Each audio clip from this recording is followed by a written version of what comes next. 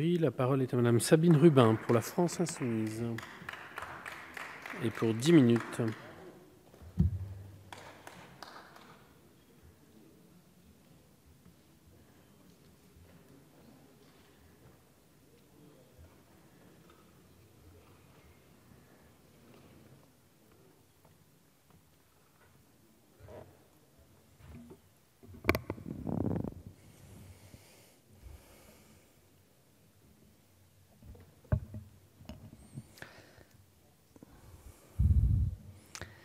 Monsieur le Président, chers collègues, au nom du groupe de la France Insoumise, je m'apprête à soutenir la proposition de loi de nos collègues et camarades du groupe GDR relative à la gratuité des transports scolaires.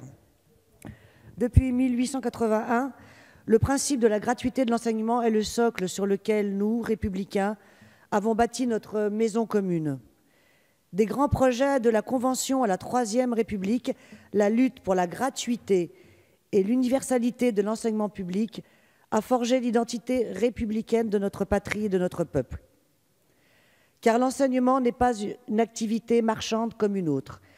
Et aujourd'hui, plus que jamais, il est malheureusement bon de le rappeler.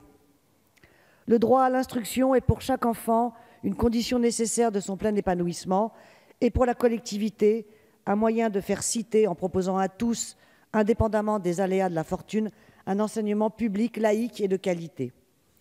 La gratuité est donc consubstantielle à l'exercice effectif de ce droit.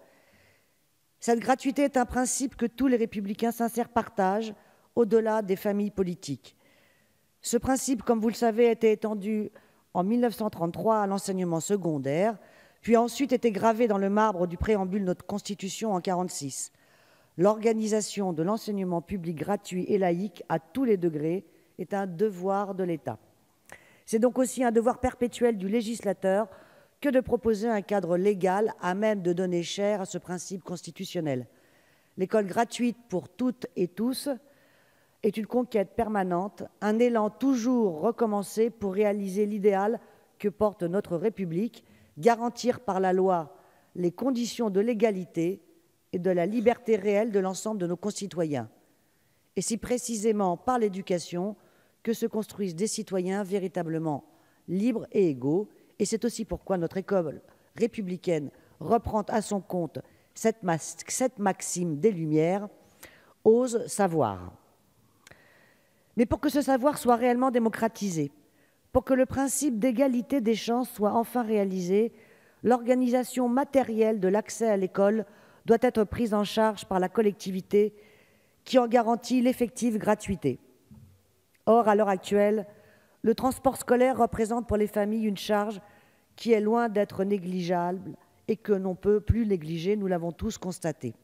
Ce sont près de 4 millions d'enfants qui sont ainsi quotidiennement transportés, dont la moitié l'est hors agglomération, ce qui engendre bien entendu un coût particulièrement élevé pour les enfants des lycées professionnels, souvent plus éloignés du domicile familial, ou ceux des zones rurales et périurbaines, dont le maillage en transport est plus large que dans nos grandes métropoles, coût en grande partie assumé, il est vrai, par des collectivités territoriales exsangues, mais le reliquat peut représenter un vrai sacrifice budgétaire pour les familles des classes populaires lors de la rentrée scolaire.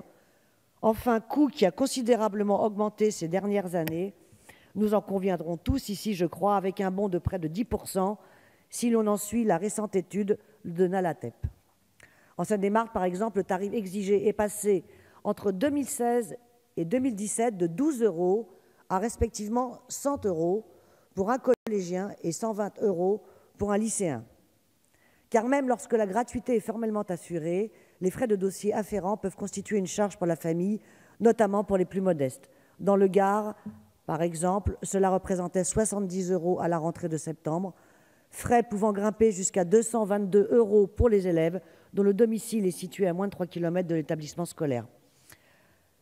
Mais outre ce coût parfois excessif, celui-ci est inégalement réparti sur les territoires, comme chacun d'entre vous l'admet. Les inégalités territoriales sont patentes et pesantes selon les départements hier et aujourd'hui selon les régions concernées. Ainsi, il existe d'heureux exemples comme celui de la région Centre-Val de Loire qui assure la gratuité des transports scolaires pour les familles, gratuité également sur 18 départements, si l'on porte un regard national sur la situation des transports scolaires. Mais cette gratuité, comme on le sait, est loin d'être la norme partout en France. Je ne prendrai qu'un exemple. Dans mon département 93, une famille peut débourser jusqu'à 175 € pour les collégiens, et les collégiens paient moins que certains lycéens. Enfin, bref, il y a quelque chose à géométrie variable au sein même d'un département. Plus généralement, le taux de prise en charge par famille varie considérablement, passant de 0 à 38% du coût supporté par les collectivités. Il est à cet effet regrettable que le transfert de compétences organisé par la loi NOTRe n'ait pas déjà à minima créé l'occasion d'une harmonisation des tarifs et des pratiques. Mais au-delà de cette nécessaire harmonisation, la gratuité est non seulement souhaitable, mais possible. Certes, on a pu rétorquer en commission plusieurs arguments à cette présente proposition de loi. D'abord, que la prochaine loi mobilité de l'actuel gouvernement serait un cadre plus approprié pour penser l'organisation des transports scolaires. Mais cette notion de mobilité est beaucoup trop générale et je crois avoir suffisamment souligné la spécificité de l'école en République, son rapport intrinsèque à la gratuité du service proposé pour ne pas m'appesantir davantage et appuyer la nécessité de rendre effectif un principe constitutionnel de gratuité de l'école, et ce, dans toutes les dimensions qu'implique son organisation. J'espère seulement que cette dilution de la problématique particulière du transport scolaire dans un ensemble plus vaste, la mobilité, ne soit pas un artifice permettant de repousser au calendrier grec la question de la gratuité des transports scolaires. L'autre contre-argument régulièrement évoqué, ici même encore, est celui de la contrainte budgétaire. Comment des collectivités territoriales déjà exsangues pourraient-elles assurer un coût aussi exorbitant? Mais là me vient à l'esprit une citation attribuée à Bossuet: « Dieu se rit des hommes qui déplorent les effets dont ils chérissent les causes. » On ne peut en effet sérieusement raboter les dépenses publiques, asphyxier les collectivités territoriales par des dotations budgétaires largement insuffisantes, pour ensuite évoquer ces mêmes restrictions budgétaires comme motif pour ne pas mettre en œuvre de telles mesures. Par ailleurs, j'aimerais reprendre les propos de l'un de mes collègues en commission. Lorsqu'une région est volontariste, on peut organiser une gratuité des transports pour tous. Je souscris pleinement à cette logique qui fait prévaloir l'intention politique avant le calcul budgétaire. D'abord poser des objectifs en fonction de l'intérêt général et travailler ensuite aux équilibres budgétaires y afférents. Sinon, nos beaux principes ne restent que des abstractions, des belles intentions. Je profite également de cette loi sur les transports scolaires pour évoquer d'autres champs constitutifs de la gratuité de l'école. Celle-ci, vous le savez, ne s'arrête pas à la porte de la salle de classe.